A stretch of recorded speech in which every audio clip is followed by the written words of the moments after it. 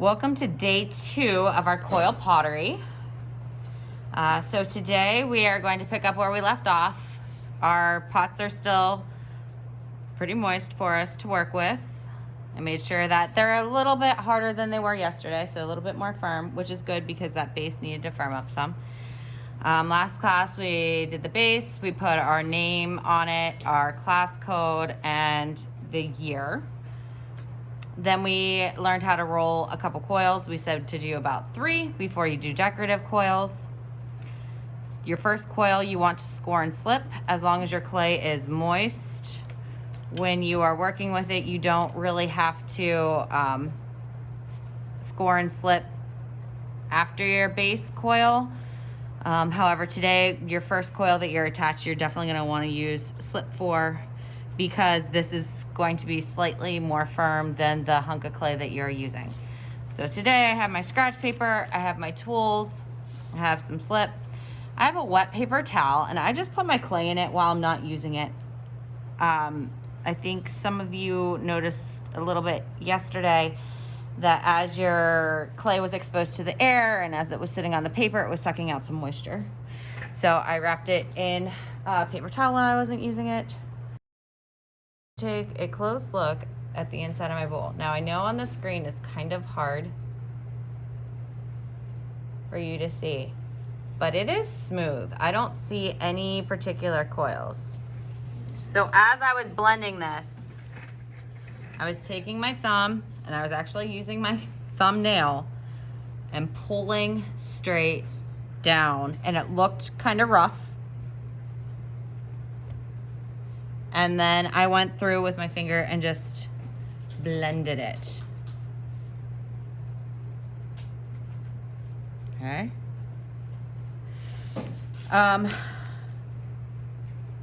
When you go to start again today, like I said, you're gonna score and slip and then build on top. I'm gonna stop here so I can show you some other things, okay? This last coil that I did, I went around and instead of overlapping it where it ended, I cut them even and blended them so that it looks like one solid coil. Then I took my pot and I kind of lightly, I didn't slam it, I just kind of bounced it on the paper and went like this a little bit to get it more even, the top of it, right? Okay. Then I'm gonna make sure that it's not, I didn't like crack things too bad. We will smooth this a little bit more in a second. Somebody said that they wanted to see how to do a lid, and I wanted to show you how to make feet. Feet are super easy. So I'm gonna cut some pieces about the same size, roll them into a ball.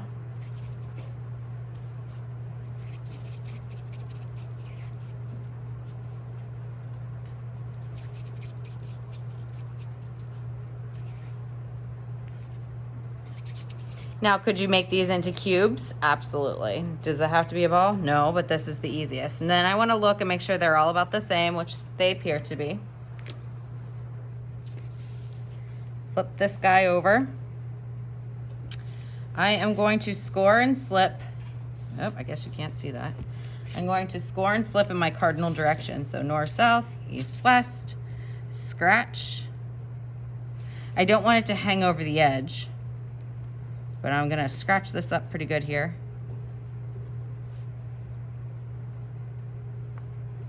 All right, I'm going to add my slip. Somebody asked last class, what do you put your slip on with? Your finger, your fork? I'm using the back of the wooden needle tool. If that's the case though, at the end of class, you have to make sure that your tools are clean, so just clean it off after. I'm gonna take the balls that I made here and attach them, just press them on.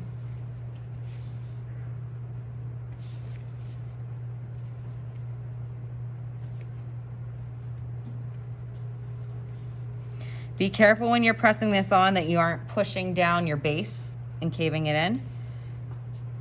I'm gonna, just for cleanup, take my wooden needle tool and get that extra slip off of there. Not so worried about the inside as I am the outside. Then I'm going to take this, turn it upside down, not slam it, just kind of tap it to get your feet level.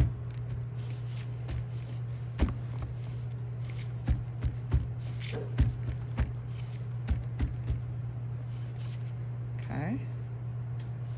Flip it over. Now, these aren't too bad. However, if you have really thick clay and it doesn't completely dry out, and we put it in the kiln and there's moisture locked inside of it, Mrs. Turtle's been telling you for years what could possibly happen, right? So if there's moisture inside the clay, as water turns into a gas, it expands. This could explode. So to prevent that, what I like to do is just take my wooden needle tool and carefully put a hole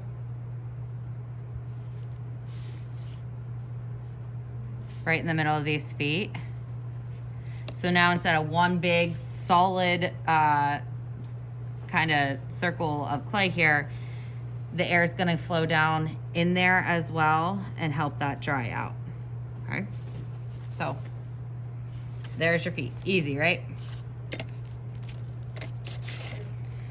Lid. I'm gonna get a piece of clay. And if you want a rolling pin, I can put some out on the table. I want you to take a look at the rolling pin. You want to make sure that they're clean before you start doing this. So all I do is with my wooden needle tool or a tool, even your fork would work, I just rub it to make sure that there's not hunks of clay, dried clay that are going to get stuck to my wet clay.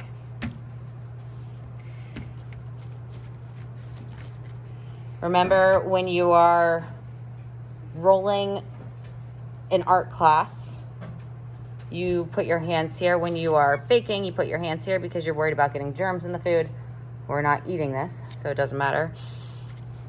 This allows you to apply more pressure. Keep flipping it every once in a while. Woo!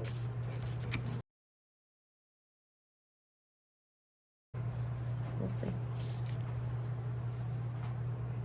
Get it to about a quarter thickness. Then I am going to lay my pot on top. If you're going to want a lid, you're going to want to do it today because it needs to firm up to add things to it tomorrow. So I'm going to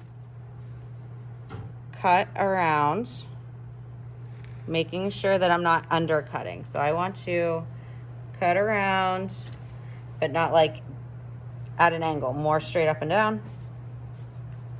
You can always take more off. You can't add more.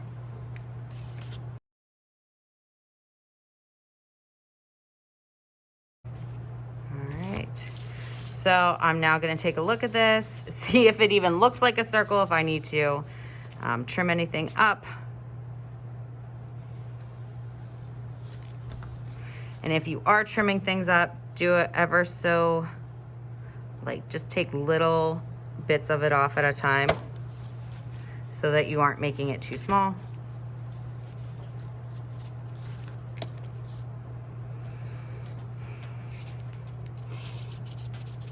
For your pot to sit on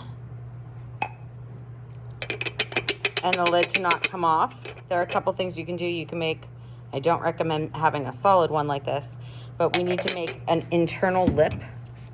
So I'm just going to roll a coil again.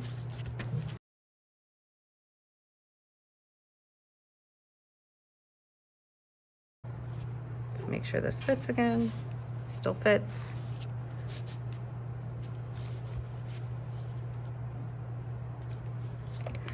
And we want this to be close to this inside wall here. So I'm going to scratch.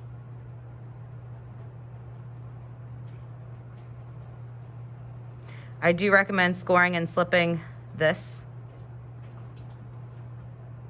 because you're not going to be blending as much. You're going to blend the inside, but you're not going to blend the outside.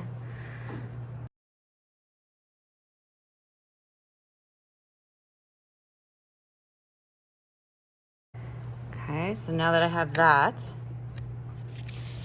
kind of looks a mess, right? Just gonna take my back of my wooden needle tool here, kind of clean that up some.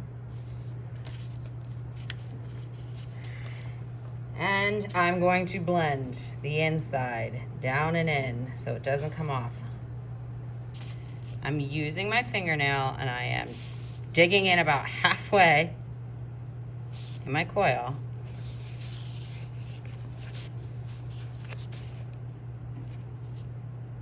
And pulling, smearing that clay into the base clay, or our lid clay.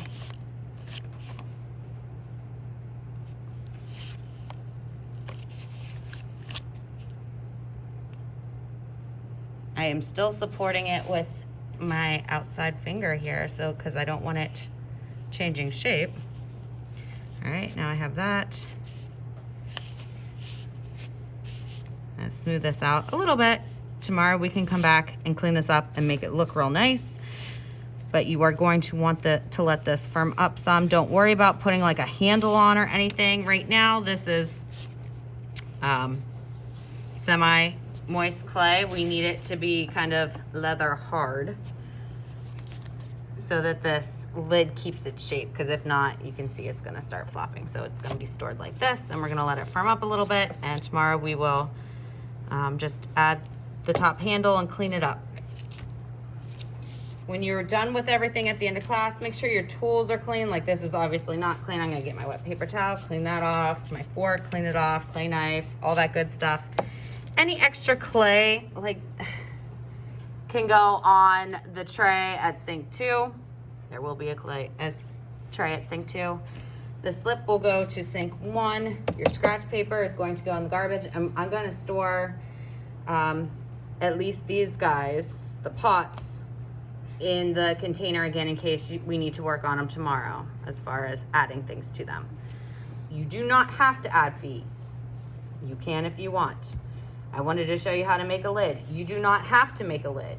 You can if you want and if you have time.